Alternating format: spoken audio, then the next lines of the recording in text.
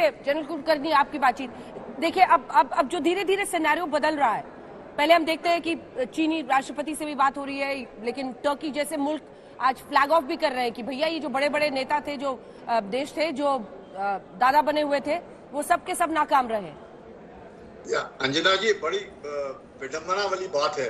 चीन इस तरह के टेरिटोरियल इंटेग्रिटी, संप्रभुता, अखंडता की बात कर रहा है और बोलता है ताइवान उसका है। ताइवान की संप्रभुता और अखंडता का कोई ख्याल नहीं। इधर पुतिन बोलते हैं कि यूक्रेन तो देश है ही नहीं, वो उनका है, और वहां से चीन बोल रहा है कि हम यूक्रेन की संप्रभुता और अखंडता की बात करते हैं। आप देख रहे हैं दोनों दोहरी चाल, क्या बोल रहे हैं और क्या करते हैं, कोई पता नहीं चलता है। तो चीन के ऊपर विश्वास करना, चीन रूस के साथ खड़ा है, इसी को देख करके पश्चिमी देशों ने यूक्रेन के अंदर दखलंदाजी नहीं दी। अगर वो दखलंदाजी देते यूक्रेन के अंदर किसी मकसद से, तो चीन छुट जाता अपने पुल्लू से और कुछ ना कुछ करता हरकतें जो पूरे विश्व में और अशांति फैलाती। तो बिल्कुल अमेरिका ने बिल्कुल ठीक डिसीजन लिया कि यूक्रेन के अंदर दखलंदाजी नहीं देनी है। यूक्रेन की लड़ाई यूक्रेन को लड़ने दो, पर चीन को मत छोड़ो।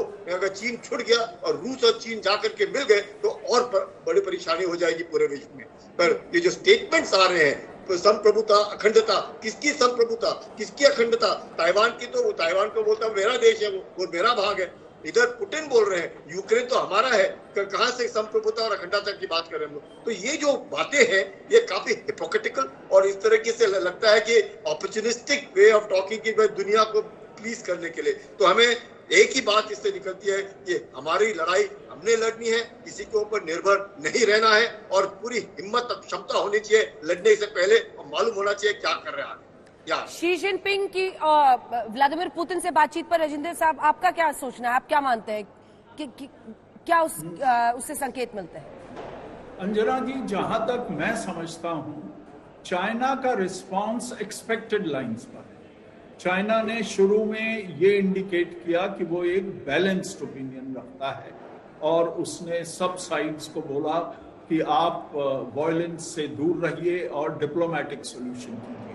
लेकिन जब रशिया का हमला हुआ तो चीन उस हमले को इन्वेजन कहने से चीन ने इनकार किया। हालांकि वो तब भी कह रहा था कि हल बातचीत से होना चाहिए, लेकिन उन्होंने कहा कि वो इसको एक अटैक नहीं मानते। तो एक बात तो ये है। दूसरी, मैं समझता हूं इससे ज्यादा ग्रेटर चीज जो जहां तक चीन का सवाल है कि चीन इस सारे एपिसोड से कुछ लेसन्स लेगा। वो पहला लेसन तो ये होगा कि आजकल की दुनिया, आजकल का world order led by United states, ये जो है बातें खूब करते हैं और इनका जो बड़े से बड़ा वेपन जो है वो होगा सैंक्शंस। लेकिन अगर देश इकोनॉमिकली स्ट्रांग हो, उसके पास अगर सैंक्शंस को काउंटर करने के उसके प्लान हो, तो वो जल्दी से जल्दी, जैसे अभी पहले हमारे एक स्पीकर बोल रहे थे कि चीन के लिए ये लेसन है कि जहां भी जो भी करना चाहो जल्दी से करो और वापस आ जाओ और दुनिया कुछ नहीं कर सकेगी। यही चीज यूक्रेन के साथ हुई है। यूक्रेन में तो यूक्रेन की लीडरशिप का खुद का भी काफी प्रॉब्लम था और काफी गलत उन्होंने मिसकैलकुलेशन किया था।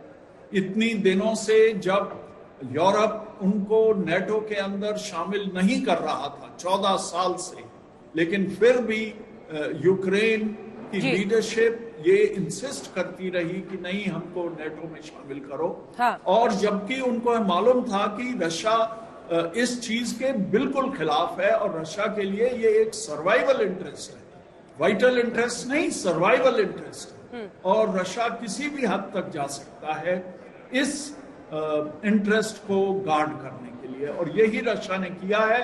अभी चंद एक दिन में वो रिजीम चेंज कर देगा और जो उसने करना चाहा था उस चीज को वो पूरा कर देगा। राजीव जी, आप ऐड करना चाह रहे हैं? देखिए, टर्की का रोल इस सारे किस्से में वेरी इंपॉर्टेंट, कुछ इम्पोर्टेंट भी है और कुछ अजीब सा भी है। वो हर एक को कुछ ना कुछ मॉरलिस्टिक लेसन एर्दोगान देते रहते हैं हर दूसरे दिन। अभी जो जैसे आपने बताया, उन्होंने कहा कि ये एग्रेशन जो है ये ख़त्म करना चाहिए, नहीं होना चाहिए था। ये तो रशिया को लेसन दिया, फिर नेटो को भी कुछ समझा दिया, दोनों को वो कह रहे हैं कि फेल हो गए। अमेरिका को भी समझा दिया। पर अपने गरिबान में अगर एर्दोगान झांक के देखें तो सीरिया में उन्होंने क्या किया, लैंड ग्रैब किया या नहीं? साइप्रस में काफी साल पहले उन्होंने उसको आधा कर दिया या नहीं, जो टर्किश हिस्सा उन्होंने हथिया लिया। तो एक हिपोक्रेसी का जो सेंटिमेंट है कुछ देशों में, वो काफी चिंताजनक है, क्योंकि जो वर्ल्ड ऑर्डर था एक मोरालिटी के ऊपर और एक रूल्स बेस्ड डिसिप्लिन के ऊपर बेस्ड था। तो ऐसा लगता है कि चाइना साउथ चाइना सी में या कहाँ आइलैंड बनाना चाहे बना ले, किसी का जमीन हथियाना चाहे हथिया ले।